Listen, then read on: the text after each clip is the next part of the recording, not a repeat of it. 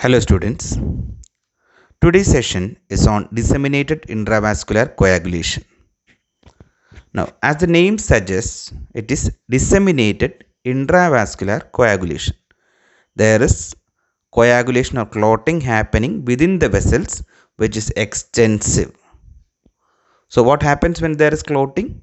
There will be utilization of the clotting factors forming thrombus, there will be thrombosis, there will be ischemia to the major organs, and as this clotting goes on, all the clotting factors get utilized or get consumed. Now, what happens when there is a consumption, extensive consumption of clotting factors? There will be a deficiency of clotting factors, and what happens when there is a deficiency of clotting factors? There will be bleeding. So it is also called consumptive coagulopathy. Now, disseminated intravascular coagulation is characterized by systemic activation of pathways involved in coagulation and its regulation. It results in generation of intravascular fibrin clots causing multi-organ failure with simultaneous coagulation factor and platelet consumption, eventually resulting in bleeding. So initially it causes thrombosis, then it leads to bleeding.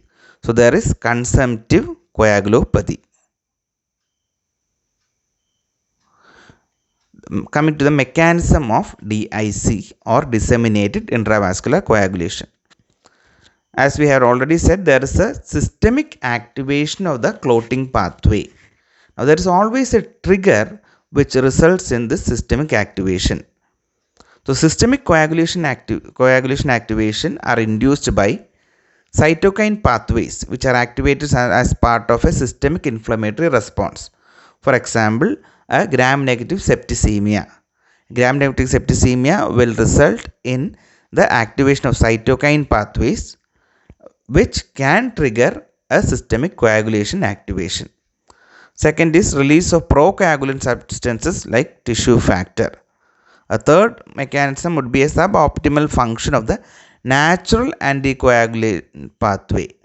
There are natural anticoagulants like protein C, protein S, etc. in our body. If there is a suboptimal functioning of these natural anticoagulants, that can also result in DIC. Now, and the fourth mechanism is dysregulated fibrinolysis contributing to DIC. So there is always a trigger for DIC. Now, this trigger for DIC resulting in systemic activation of coagulation pathways result in consumption of platelets, coagulation factors and fibrinogen, thus resulting in bleeding. The lysis of the fibrin clot. So once there is fibrin clot formation, there happens fibrinolysis. The fibrinolytic system also gets activated, and the lysis of the fibrin clot results in production of fibrin degradation products including D-dimers. So you would have heard about D-dimer in the recent past because of COVID. COVID being a thromboinflammatory disease, it can also produce cytokine storm which results in extensive thrombosis. And this, the extent of thrombosis is detected using D-dimer values. And D-dimer is one of the fibrin degradation products happening because of occurring or produced by the lysis of fibrin clot. Now, what are the underlying conditions which results in or which triggers the disseminated intravascular coagulation? It is a life-threatening emergency situation. The underlying conditions are infection or sepsis, especially gram-negative septicemia, trauma. Polytrauma can result in DIC. In obstetrics, DIC is very much important, especially in amniotic fluid embolism, abruptio placenta and preeclampsia. Abruptio placenta, preeclampsia, amniotic fluid embolism are all obstetrical emergencies that happen in obstetrics, and all these conditions can eventually result in DIC. Severe liver failure, malignancies can result in thrombosis, solid tumors, leukemias, especially AML M3. AML M3 is one condition which can result in disseminated intravascular coagulation, and we had previously discussed that AML M3 is a curable malignancy, and therefore it is important to detect AML M3 at the earliest and start treatment.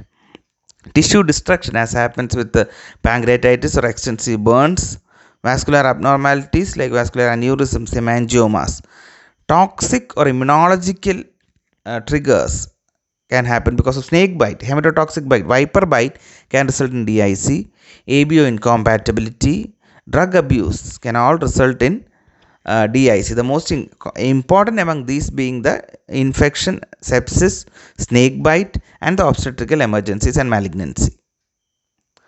Now, clinical features, the patient will be acutely ill. There is always a trigger which has resulted in DIC, and the patient will be in shock, will be in multi-organ failure because of the extensive thrombosis and ischemia to the organs.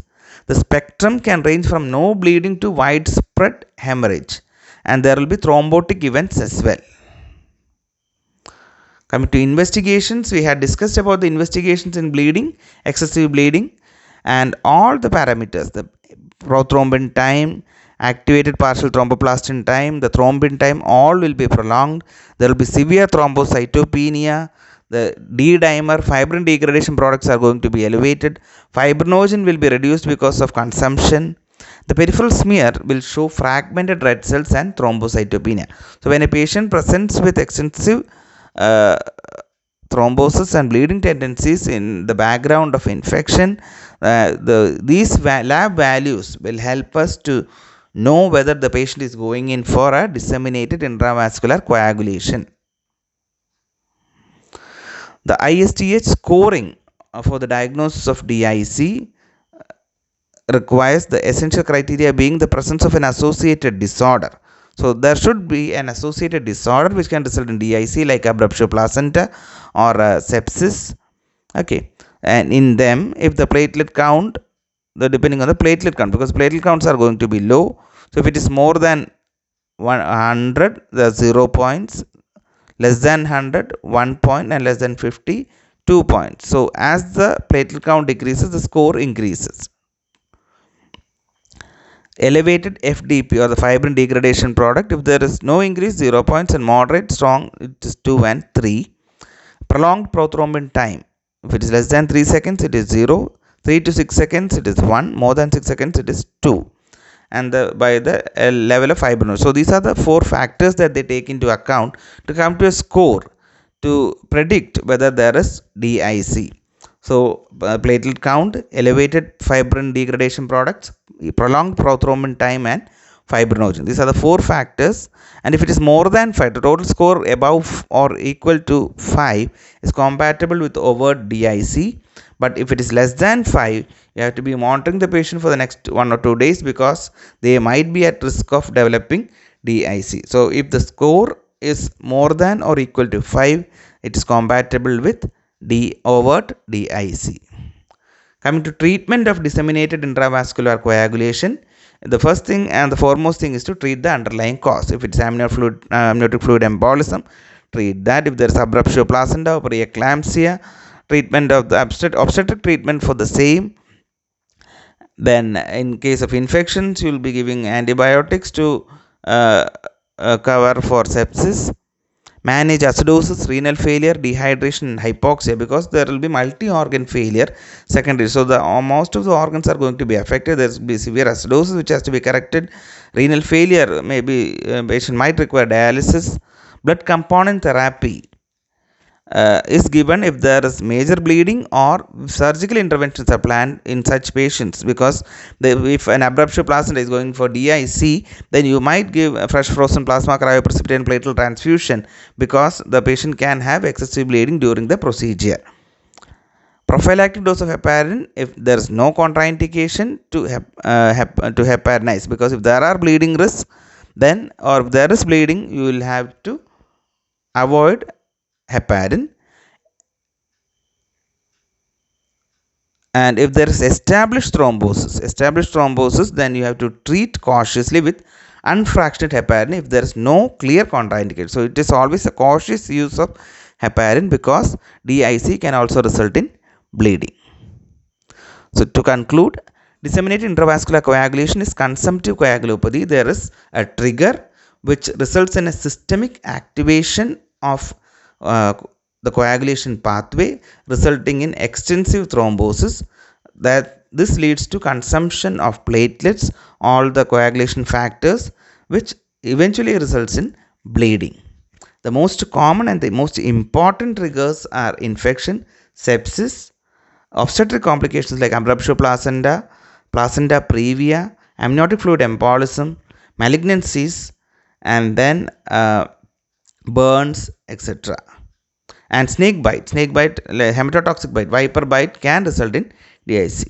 The treatment is to treat the underlying cause, supplementation of blood products like fresh frozen plasma or platelet if there is major bleeding, or if you are going for a surgery, and support the multi-organ failure like if there is an acute kidney injury, support with dialysis, treat dehydration, treat hypoxia, and treat correct acidosis. It is a life threatening condition with a high mortality, and so it is important to detect DIC early, or to look for the development of DIC in patients who are having these underlying conditions. Thank you.